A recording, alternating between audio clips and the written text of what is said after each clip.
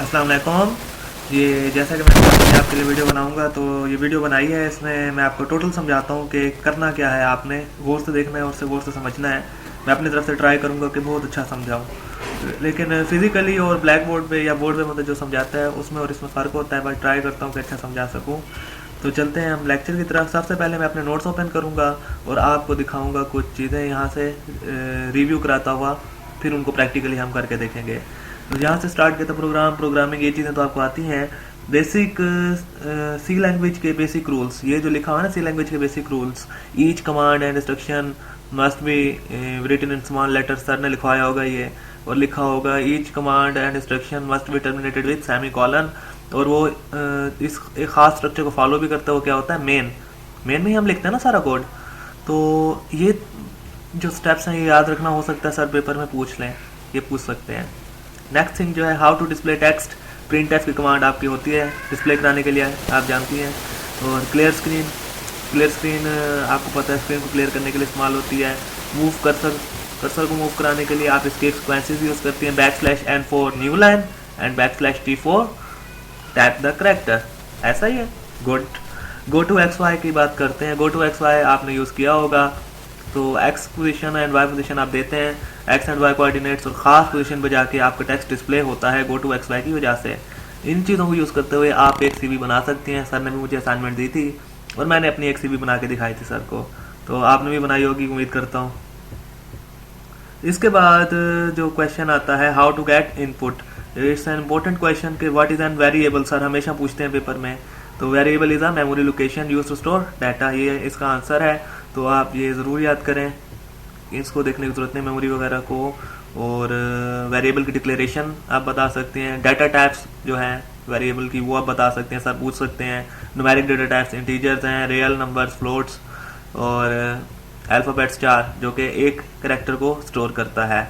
तो ये चीज़ें याद करने की हैं जो पेपर में आ सकती हैं। वेरिएबल नेमिंग रूल्स, ये सर हमेशा पूछते होते हैं वेरिएबल नेमिंग रूल्स, तो ये याद करना है। No space is allowed in variable name, तो ये आप लाजमी याद करेंगी, सर ने लिखवाए होंगे आपको। इसी तरह से स्पेशल करेक्टर यूज़ नहीं कर सकते, और जो है न्यूमेरिक वैल्यूज़ भी हम इस्तेमाल नहीं कर सकते, सर ने बताया होगा। नो कीवर्ड और reserve word can be used, ये भी बताया होगा। ये जो कुछ नेमिंग रूल्स हैं ये ज़रूर याद करेंगे, ये पेपर में आ सकते हैं। ओके, तो उसके बाद अगली कमांड है हमारे पास स्कैन एफ की कमांड। स्कैन एफ की कमांड आप जानती हैं इनपुट लेने के लिए इस्तेमाल होती है। और फॉर्मेट स्पेसिफायर्स भी सर पूछ सकते हैं कि %d वगैरह, %f या %c किस लिए यूज़ होते हैं। हम जानते हैं फॉर्मेट स्पेसिफायर %d वेरिएबल को डिस्प्ले कराने के लिए इस्तेमाल होते हैं डिजिट टाइप के, %f वेरिएबल को डिस्प्ले कराने के लिए होता है फ्लोट टाइप के। और अगर कोई 4 टाइप का वेरिएबल हो उसे आप डिस्प्ले कराना चाहें या उसमें इनपुट लेना चाहें तो उसके लिए आप %c इस्तेमाल करते हैं। तो इन चीज़ों को इस्तेमाल करते हुए हम एक रिजल्ट कार्ड भी बना सकते हैं कि एक ऐसा रिजल्ट कार्ड मैं दिखाऊंगा कैसे बनता है। कन्फ्यूजन आपकी दूर हो जाएगी जब मैं आपको प्रैक्टिकल ये सब चीज़ें करके दिखाऊंगा जो मेरे पास बनी हुई हैं। तो एक रिजल्ट कार्ड हम बना सकते हैं जो कि इनपुट लेगा और आपको रिजल्ट करके जनरेट करके दिखाएगा। ओके, ये तो था हमारा सिंपल प्रोग्राम्स। उसके बाद आप जो यशवंत करनाटकर की बुक है चैप्टर 1, उसका आप कर सकती हैं, उसको सॉल्व करें। उसके फ़ौरन बाद अगला जो है हमारे पास आता है कंडीशनल एंड कंट्रोल स्टेटमेंट्स। उसमें आपके पास एक स्टेटमेंट है, यहाँ पे थोड़ी सी गड़बड़ होगी, मैं आपको कुछ समझाता हूँ। यहाँ पे मैंने लिखा है कि अगर कंडीशनल स्टेटमेंट्स को समझना है तो सबसे पहले आपको पता होना चाहिए कंडीशनल स्टेटमेंट्स के अंदर कौन कौन सी स्टेटमेंट्स आती हैं। इफ स्टेटमेंट होती है, आप समझते हैं कि इफ स्टेटमेंट कब चलती है, जब उसका रिजल्ट एक्सप्रेशन या उसका रिजल्ट उसके अंदर जो कुछ भी लिखा हुआ हो वो ट्रू होगा तभी ये चलेगी, वरना नहीं चलेगी। इफ एल्स स्टेटमेंट होती है कंडीशनल स्टेटमेंट, और जो कि अगर इफ ट्रू हुआ ठीक, वरना एल्स पार्ट चल जाएगा अगर फॉल्स होना हुआ तो।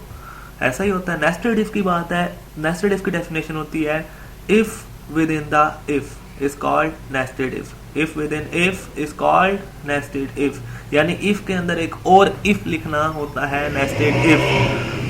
ओके, इस तरह से होता है इफ एल्स इफ लैडर।